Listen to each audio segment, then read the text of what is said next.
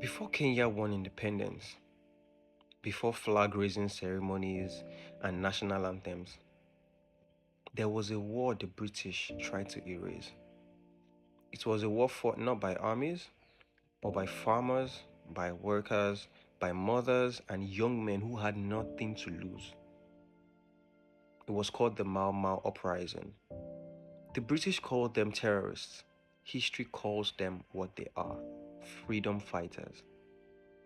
Colonialism in Kenya wasn't just political, it was personal. White settlers took most of the fertile land and pushed the Kikuyu people into crowded reserves. Imagine losing your own home, your farm, your inheritance, and being told to work for the new owners. So tensions grew, anger simmered, and eventually everything burst. The Mau Mau weren't a formal army, they were just the people who had had enough. They had no uniform, they had no foreign support.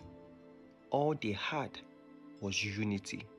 And this was unity created through powerful oaths that bound fighters to one mission: restore the land, restore dignity.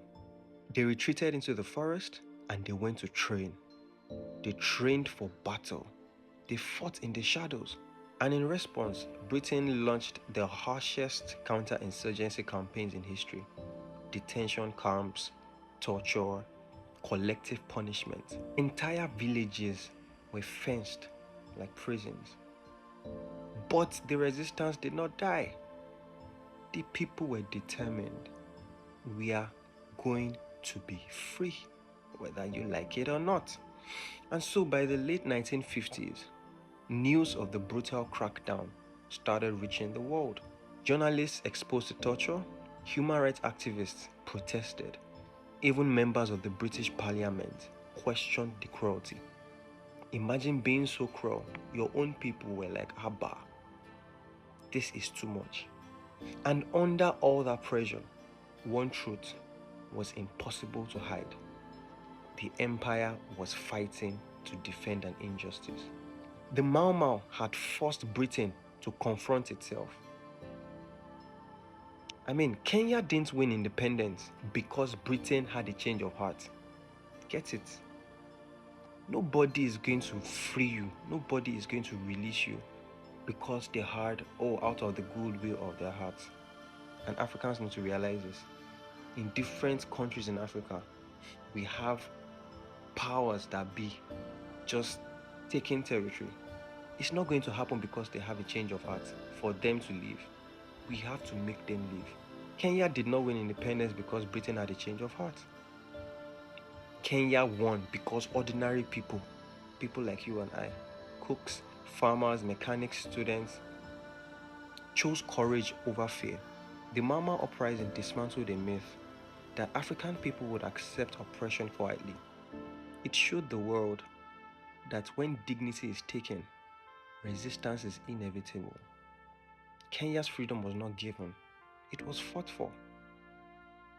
It was fought for, and we must fight for this one also. Right now, it may not be with guns and bazookas, but with the mind, with ideas, we can fight. With media, we can fight. We just need enough people to actually see these things for what they are. Right now, they are inviting people to tables and they're like, oh, thank you for inviting us. They have seen that we like being given things, so they keep giving us, knowing that we believe that because we're invited to the table, we are actually invited. But they understand that as long as they give us and we don't create our own, they can always keep us under. So people need to see these things for what they are and try to be independent mentally. Until that happens, we'll keep going around in circles. We will keep going around in circles.